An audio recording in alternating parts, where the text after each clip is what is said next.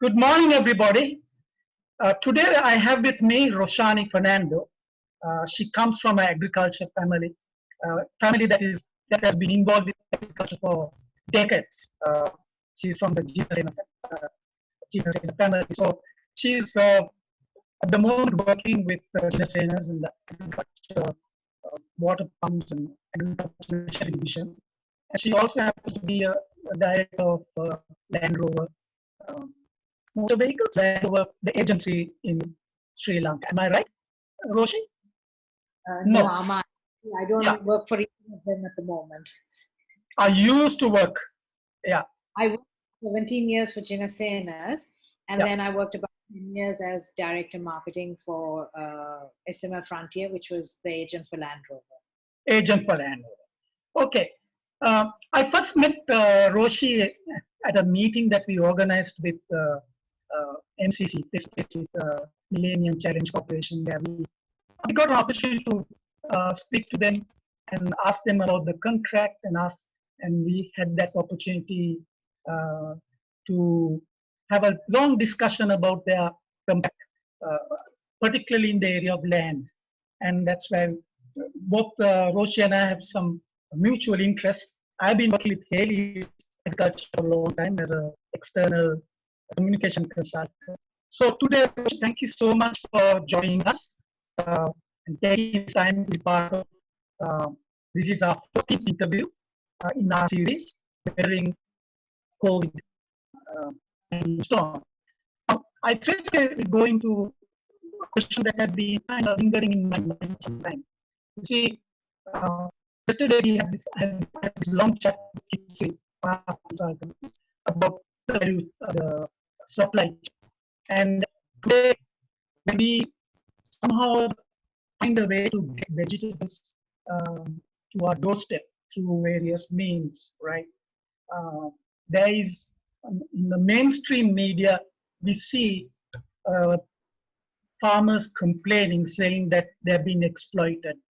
Some of them say that they can't, even though the government has given them approval or permission to go to the fields to work, they have a problem in selling their produce.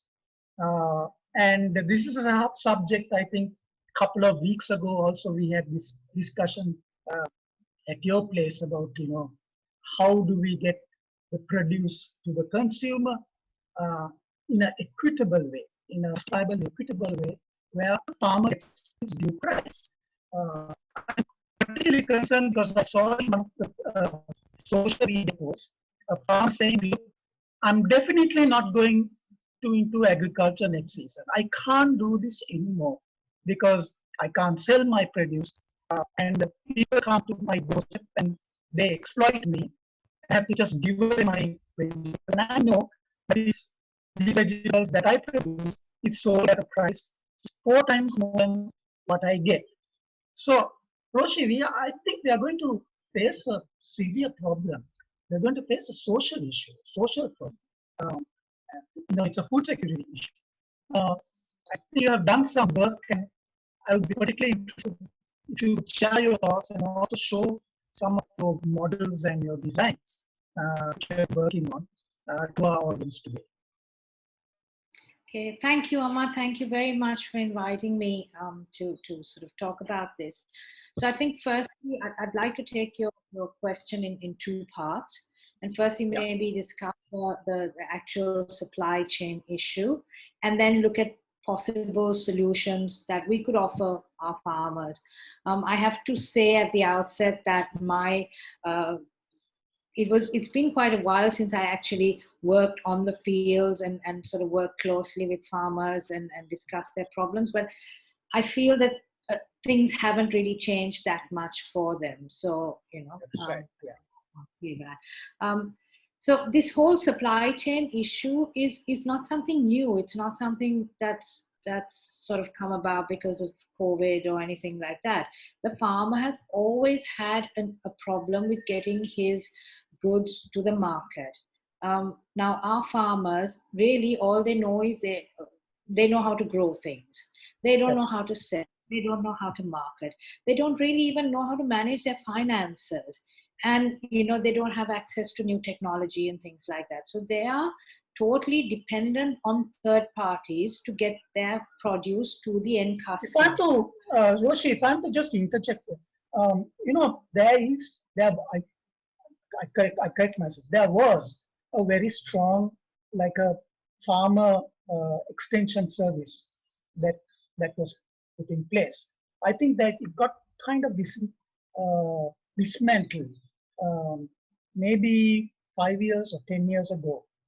But then the private sector took over. Some of the private sector companies were doing this, having what you call uh, farm extension services, demonstrations. What has happened? Has that has that completely broken down? Where that particular network.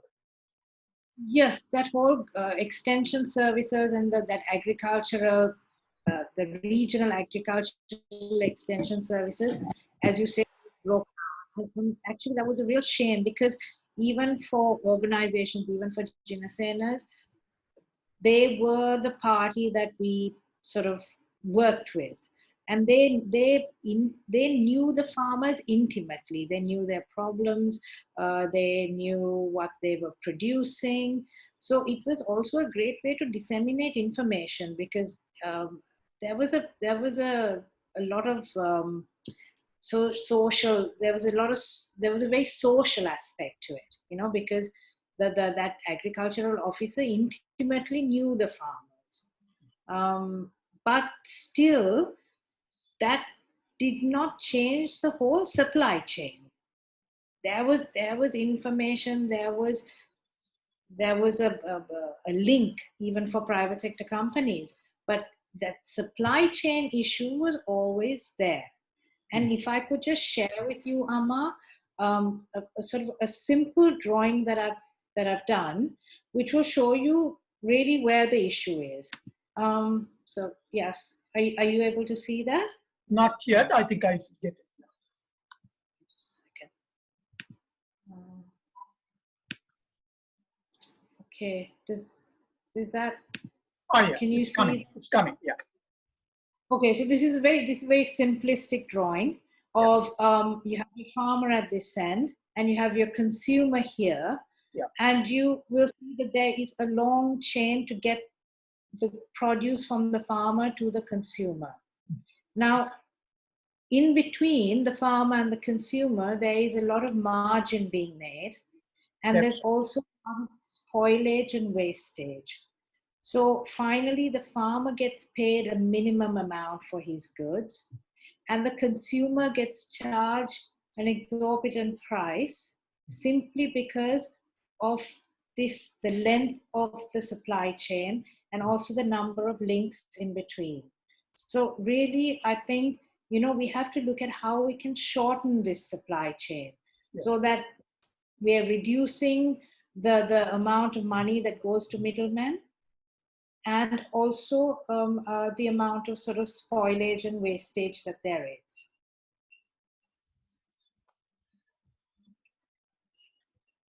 Yes. Okay.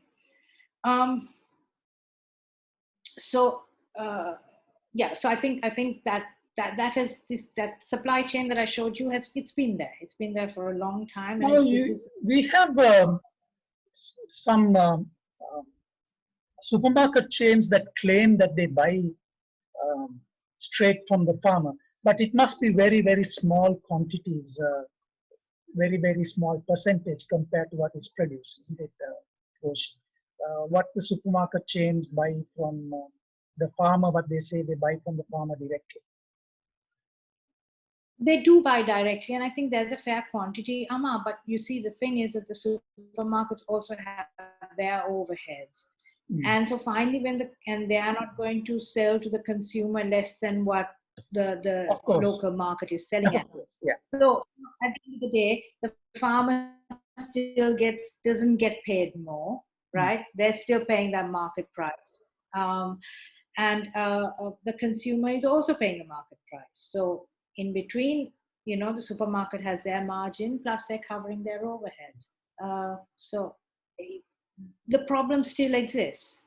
So one of the things that I mean, one of the ways we could sort of look at solving this is to actually have a digital platform where we have the farmers and the buyers, not necessarily the end consumer, but at least the supermarkets, the wholesalers, the hotels, who can then transact and buy direct from the farmer.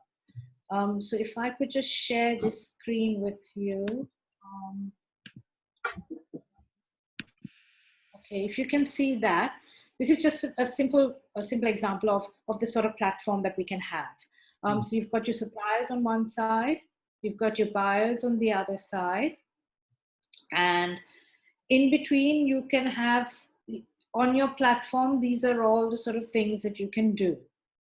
And aside from that, you could also have people like Haley's who sell fertilizer, who sell seeds, even Jinasenas who sell agricultural equipment and things like all that. the inputs, Coming on to agriculture inputs. Inputs, yeah, which are down here. You could have those people coming and making offers directly to the farmers, maybe even at a discounted rate. You could have the logistics people so that the farmers can actually have a little bit more control about how they get their product to the market. And you could also have people like banks and insurance companies coming in to sort of support our farmers, because they could actually see the interactions that are happening via the platform. So there's a lot of transparency, and it is an easy way to get buyers and suppliers together. Now, there is a company, an agricultural a fertilizer company in India, IFCO, who have started a platform called iMandi, which is to actually sell their products at discounted rate to farmers, but they're going to open it up so it can become an online trading platform. Dialogue have an app called Govi Mithura, which does this part of it, which is the information advisory function to farmers. Now, they could easily turn that into a platform, I would think, where farmers and buyers can start interacting. And they could also bring in these third-party inputs to sort of, to help the farmer. So this is the sort of thing that we really need to be now looking at, that we really now need to be going into. And I think COVID has given us an eye-opener that agriculture is important. We need to be, we do need in some way to be self-sufficient. And we need in some way to uplift our farmers, because, otherwise they're caught up in this perennial cycle of debt. Because they get into debt to buy their the seeds and the inputs. Then God forbid the monsoon or the drought comes at the wrong time, and the entire crop gets ruined. This is why a lot of farmers are saying, we can't keep doing this, because it's a struggle for them and they're not getting paid a good price for their produce. So I think one more thing, Roshni, I'm sorry, I got distracted when the last bit of the part in the previous slide that you showed. I just got a call from I thought it was my father, so I had to look at, I have to keep in touch with, especially our older folk. If you don't mind, can you go back to that document? I wanted to ask a question and it just slipped my mind. Yeah. You see,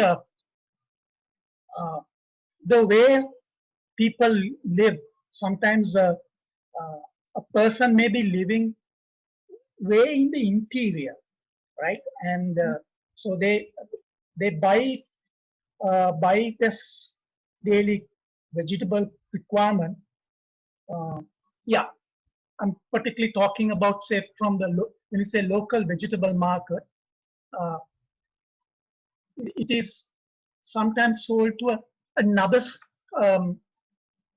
smaller market, which is close by to their home. Now, supposing a person is living 3-4 kilometers away from the main road, and in the interior. So it changes hands so many times. And I mean, then you have too many links, as you said. Is there a possibility for floor price to be considered for some of the vegetables? Sorry, I missed that last. What was that for? Is there a possibility? Is it kind of very kind of optimistic or flippant in your view for the authorities to consider a floor price for some of the main vegetables? Now I know I immediately are going to say, look, these vegetables are um, grown in different regions, cost of production is different. It's extremely difficult for a particular authority to come up with a floor price and say, look, beans, this is the minimum price it will be sold to, and give that kind of assurance to the farmers when they go in for a particular price, particular crop, that they are going to get a minimum price for that particular crop. Am I too naive to kind of assume that this can be done even in a post-COVID situation? Amar, that would really be an ideal situation. And that is why I was saying, if we had something like a platform where beforehand buyers knew what farmers were growing, they could even pre-buy, That's right. So if you're looking at this digital platform, right, I mean, you can put in an equation into that and come up with a pricing structure. And you say, okay, this is the amount, this is the supply, we are having so much, we are going to have so much. And then you factor in, say, as you know, there's about 40 to 50% of wastage, post-harvest wastage. And that's another area that also can be reduced. We can factor in a price and say, look, farmers will get, this is the price, this is the kind of market price, that is perceived or that is worked out. I mean, that of course that's an ideal situation, but it's a possibility. It can be done. It's difficult to do because of this. Because what happens is that if you take a village, for example, there is no planning. There is no agricultural crop planning.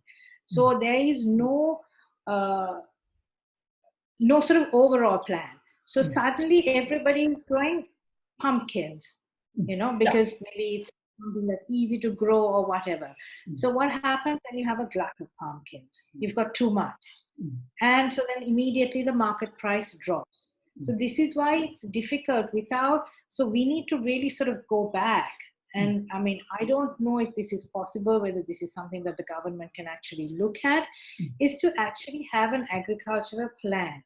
And, the other problem that a lot of our farmers, maybe because the plot sizes are too small, is that we're going for monocrops, which means that on their plot of land, they only grow one crop. So if that crop fails, then they have nothing, they have no backup. Once they harvest that crop, they've got to wait for the next cycle to harvest and make money. Whereas if they were doing multi-cropping on their fields, on their tracts of land, they would then have sort of like a more permanent income. So these are all things that the government really needs to look at. I mean, they need to look at Sri Lanka and agriculture as a whole. And the problem is that they haven't. Nobody's really taken agriculture seriously. And now we will have to, I suppose. We have to. And we've got to go back to the drawing board, and we have to maybe look at it in a more planned way, a more planned approach. And where we bring our farmers in as partners, and we tell them, okay, here, this is what you do, this is what you grow, and maybe things like regional processing centers are needed, where farmers can actually bring in their produce. The produce can be cleaned, packed, We can also look at preservation methods like canning, pureeing, drying. One of the projects we did with a German company at Jinasena was we looked at a very simple solar drying machine, which could be easily set up in the villages. And a lot of our sort of vegetables lend themselves to drying, and they can be dried and packed and rehydrated when you need them. You can keep it for a long time. So these are really the sort of things we need to start looking at, and also looking at even alternative ways of transporting our produce. Maybe use our train system at night when it's just lying idle. And also, So- I think you must be aware during the previous government, there were plans to set up a kind of a chilling or a cold room in Dambulla. I don't know what happened to that project.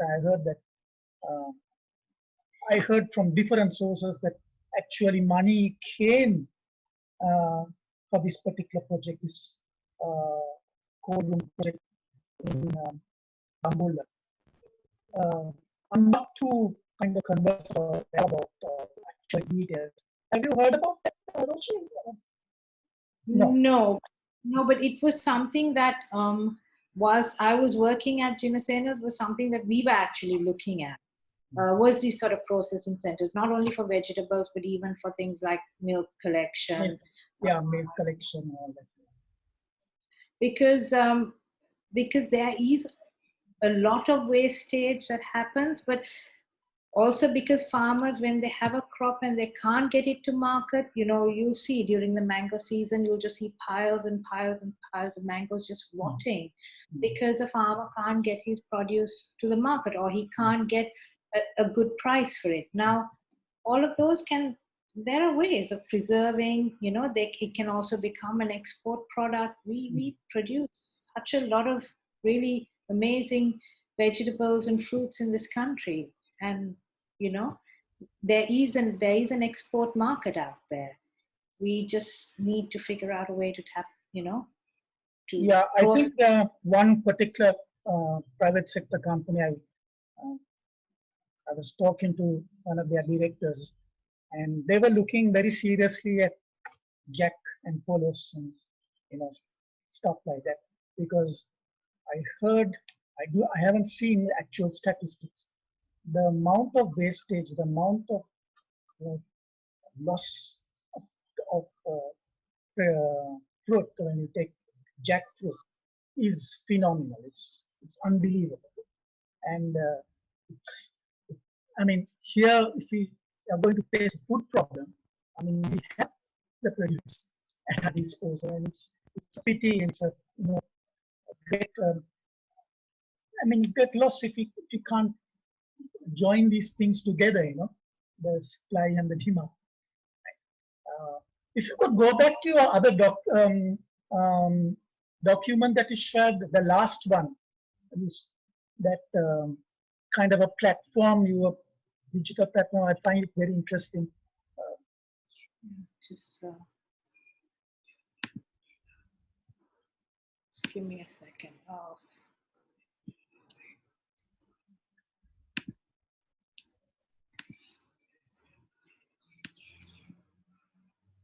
Okay, we seeing that? Yeah. Yeah. Is there crop insurance coming into this particular model, Roshni? Is it possible for us to kind of? Yes, insurance companies come in and, Yeah. One of the problems, Amma, that the farmer has, and this is, I think, what we were discussing with MCC, was that a lot of the deeds that the farmers have are not bankable. And also because, like I said, their plot sizes are small, they can only sort of go for this monoculture at the moment. But, if the farmers had access to financing, it wouldn't be such a hand-to-mouth existence. Maybe now banks are actually lending to farmers, but those days, because the farmer didn't have a salary slip, he could not get a loan from the bank.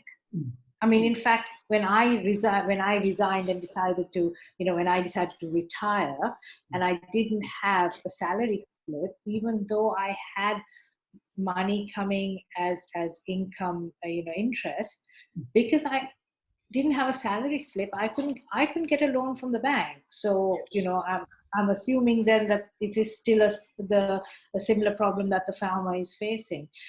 So I think these are all things that really need to be looked at if we are really serious about improving agriculture. And also I think the private sector should look at, or the government should encourage private sector to go in for partnerships and farmer outgrow programs where they buy a particular produce, process it, add value to it, and I mean, I'm not only thinking of exports, but I'm thinking of local market as well. Yeah. So I agree. The problem comes is, okay, what is in it for the private sector company? That would, if you put that forward, that is the first question they would say. Well, what's in it for us? But I think, yes, I think it's important. I think investment in agriculture is important. Because a large proportion of farmers are smallholders. They have maybe less than 2 acres of land, which they cultivate, and it's difficult for each person to kind of be involved and try and sell it to a buyer and have individual contracts. But if it's a whole group of farmers come under a cooperative, right? Or let's say, I have been to this Govi Sangvardhana Samiti, meetings, and I've just sat and listened to what they're talking about. And mostly it's social issues. They don't really talk about crop issues. Definitely they talk about irrigation issues, asking, okay, when will the water come and stuff like that. But then they go on to discuss about some social issue in the village, or maybe they're planning to go to Kataragam or someplace. But they don't discuss the very thing that they should discuss. If it's something about agriculture development, they should talk about what the crops they're doing, what kind of agrochemicals they're using. It's very funny because sometimes they hold back information. They don't want to share to the next farmer what they are using. I've seen cases where they use a particular new type of agrochemical, and when they throw it, they take the label off so that nobody will know what they are using. So we have that kind of very close kind of setup, which is quite strange I would tend to expect in a village community more openness and whatever, but I don't know whether it's changing now, but that's something that I've seen to my own eyes.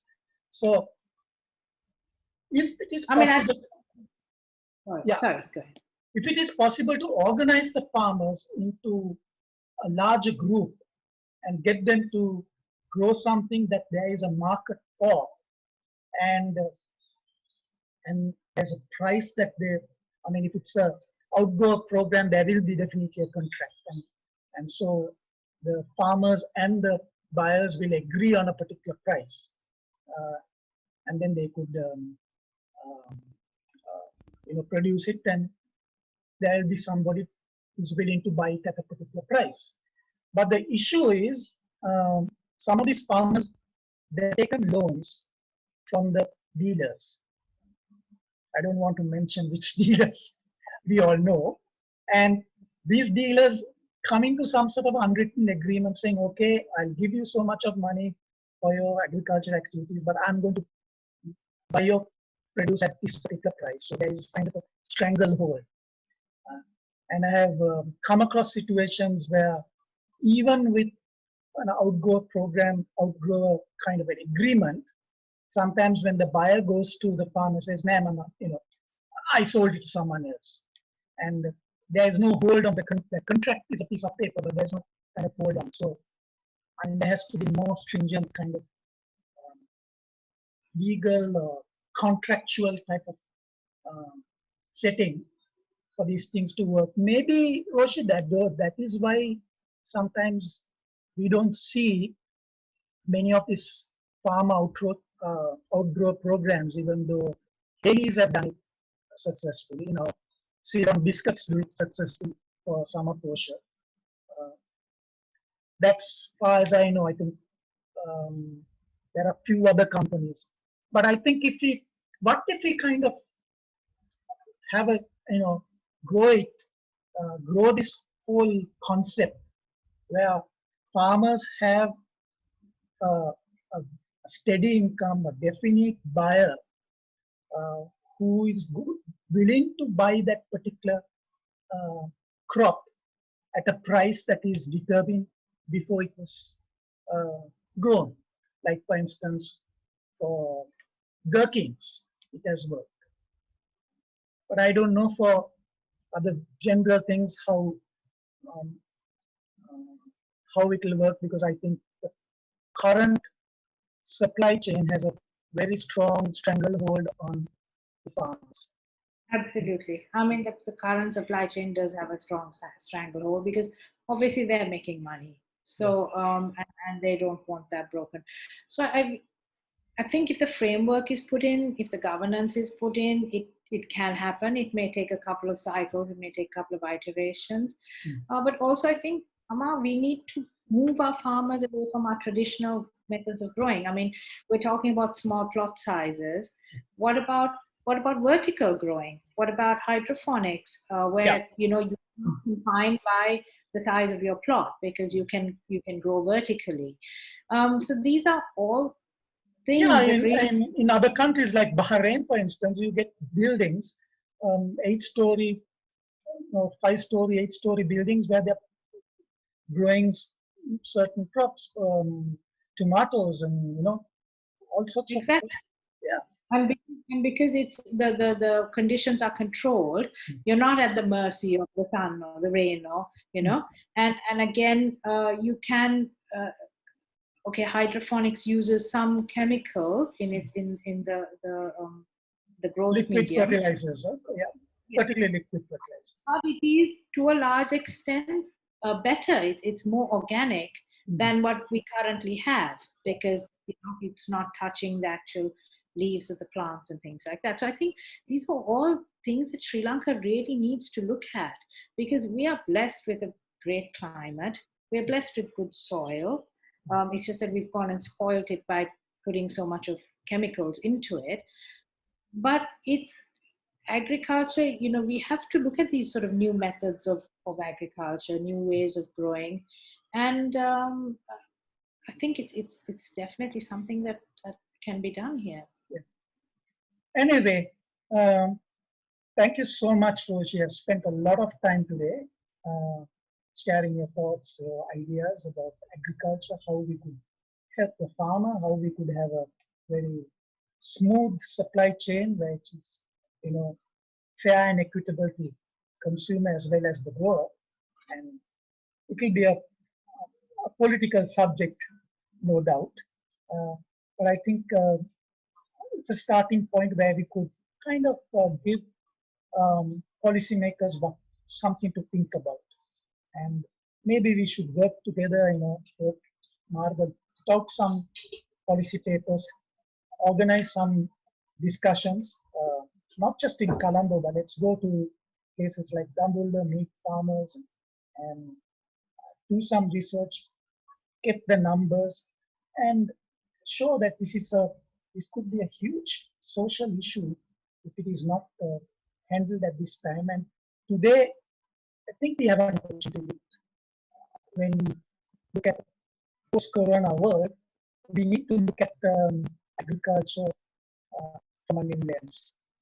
We have to look at agriculture that is safe. Look at how this could be supplied, what I term as COVID safe, to the consumer, to the doorstep. So there's so many things to think about. Thank you so much. You've spent quite a lot of your Tuesday morning with me.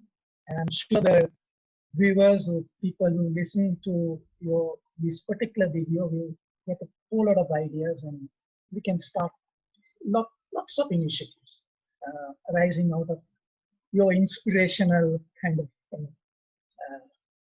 thoughts. Thank you, Roshi. Have a nice day. Thank you. Please stay indoors and stay safe. Thank Thank you, you. Amma. Thank you. Bye. That's